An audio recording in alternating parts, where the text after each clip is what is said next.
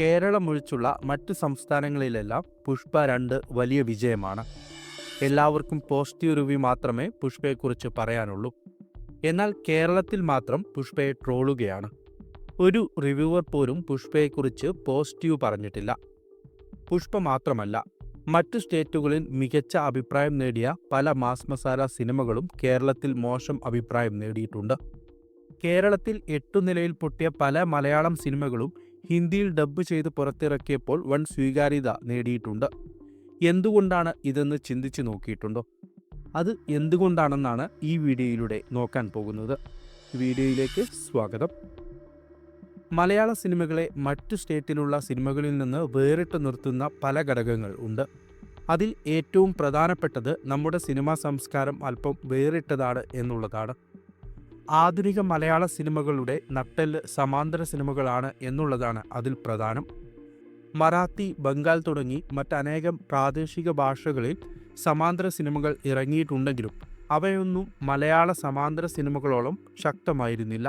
സമാന്തര സിനിമകൾ ഇറങ്ങിയിരുന്ന മറാത്തി, ബംഗാൾ തുടങ്ങിയ ഭാഷകളിലെ ആധുനിക സിനിമകൾക്കും ആ ക്വാളിറ്റിയുണ്ട്.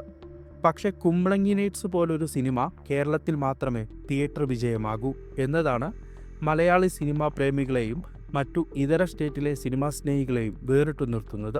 ലാപ്പാത്ത ലേഡീസ് നോർത്തിലെ തിയേറ്ററുകളിൽ പരാജയപ്പെട്ട സിനിമയാണ് എന്ന് പറയുമ്പോൾ 2024 ആ പ്രേക്ഷകർക്ക് കാര്യമായ മാറ്റമില്ല എന്നു തന്നെയാണ് അർത്ഥം. അതായത് മലയാള സിനിമകൾ മാറിയതോടൊപ്പം മലയാള സിനിമാ പ്രേക്ഷകർക്കും മാറ്റം വന്നിട്ടുണ്ട്. മലയാള സിനിമയെ മറ്റുള്ള ഭാഷാ സിനിമകളിൽ നിന്ന് വേർതിരിക്കുന്ന ഘടകങ്ങൾ ഓരോ പോയിന്റുകളായി ചർച്ച ചെയ്യാം. വളരെ സാധാരണത്വമുള്ള പശ്ചാത്തലത്തിലാണ് മലയാള സിനിമകൾ കഥ പറയാറുള്ളത്.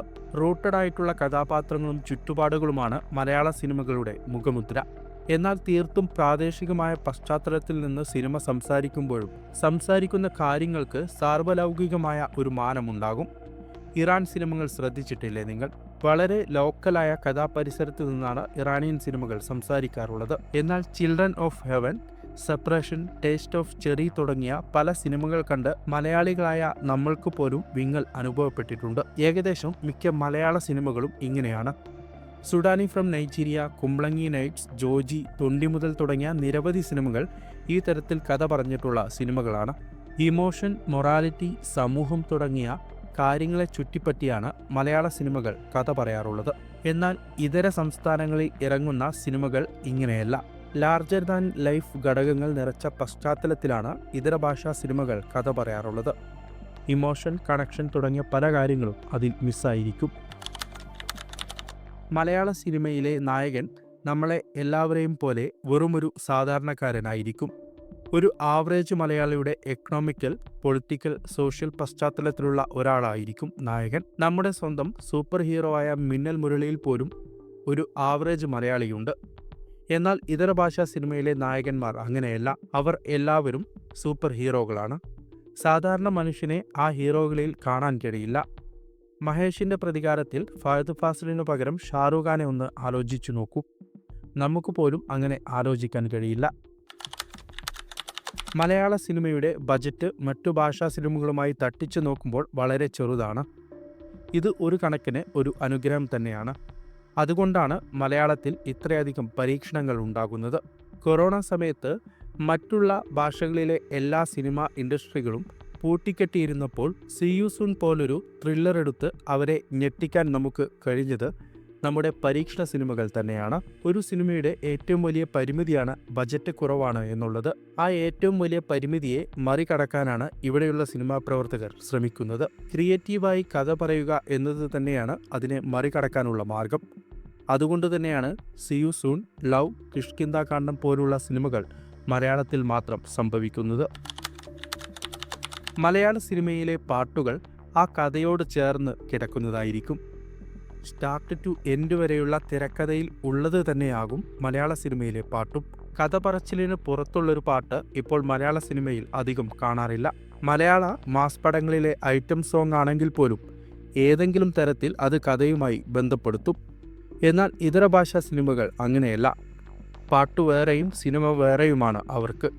ഒരു സിനിമയിലെ പാട്ടുകൾ മൊത്തം എടുത്തു മാറ്റിയാലും ആ കഥയ്ക്ക് ഒന്നും സംഭവിക്കില്ല. മലയാള സിനിമകളുടെ പശ്ചാത്തലം എപ്പോഴും നമ്മുടെ സംസ്കാരവുമായി ബന്ധപ്പെട്ട് കിടക്കുന്നതാകും. നമ്മുടെ പ്രകൃതി, മണ്ണ് തുടങ്ങിയ പല കാര്യങ്ങളും നമ്മുടെ സിനിമകളിലും പ്രതിഫലിക്കാറുണ്ട്. ഇലവീഴ പുഞ്ചിറ, മഹേഷിന്റെ പ്രതികാരം, തൊണ്ടിമുതൽ തുടങ്ങി നിരവധി സിനിമകളിൽ പ്രകൃതി തന്നെ കഥാപാത്രങ്ങളാവാറ് പോലുമുണ്ട്. കമ്മട്ടിപ്പാടം പോലുള്ള മണ്ണിനെക്കുറിച്ചുള്ള സിനിമകളും നമുക്കുണ്ട്. നമ്മുടെ സിനിമകൾ ഏതെങ്കിലും തരത്തിൽ നമ്മുടെ സംസ്കാരവുമായി ബന്ധപ്പെട്ട് കിടക്കുന്നതാകും. ഇതര ഭാഷാ സിനിമകളിൽ അങ്ങനെയൊരു സംഗതി നമുക്ക് കാണാനാകില്ല. തമിഴ് ഉൾപ്പെടെയുള്ള സൗത്ത് സിനിമകളിൽ മാറ്റങ്ങളുണ്ട്. എന്നാൽ നോർത്തിൽ തീർത്തും പെരിഫറലായ സിനിമകൾ മാത്രമാണ് ഇപ്പോഴും ഇറങ്ങുന്നത്. ചില കാര്യങ്ങൾ മാത്രമാണ് ഈ വീഡിയോയിൽ ചർച്ച ചെയ്തത്. നമ്മുടെ ആസ്വാദനവും ഇതര ഭാഷാ പ്രേക്ഷകരുടെ ആസ്വാദനവും നല്ല വ്യത്യാസമുണ്ട്. അത് നമ്മുടെ സിനിമകളിലും ആസ്വാദനത്തിലും പ്രതിഫലിക്കുന്നു. ഏതാണ് മികച്ചത് എന്നതിൽ വലിയ കാര്യമില്ല. അവർക്ക് പുഷ്പ പോലുള്ള സിനിമകളിൽ ആനന്ദം കിട്ടുന്നു, നമുക്കത് കിട്ടുന്നില്ല. അതുകൊണ്ട് അവർ മികച്ചവരെന്നോ നമ്മൾ മോശക്കാരെന്നോ അല്ലെങ്കിൽ നമ്മൾ മികച്ചവരെന്നോ അവർ മോശക്കാരാണെന്നോ അർത്ഥമില്ല. പുഷ്പ 2 കേരളത്തിൽ മാത്രം പരാജയപ്പെട്ടത് എന്തുകൊണ്ടാണെന്നാണ് നിങ്ങൾക്ക് തോന്നുന്നത്? കമൻറ്റിൽ പങ്കുവെക്കുക. ഇത്രയും നേരം നിങ്ങൾ വീഡിയോ കണ്ടിട്ടുണ്ടെങ്കിൽ ചാനൽ സബ്സ്ക്രൈബ് ചെയ്യുന്ന കാര്യം പരിഗണിക്കുക. ചാനലിലെ മറ്റു കോണ്ടന്റുകളും കണ്ടു നോക്കുക. നന്ദി.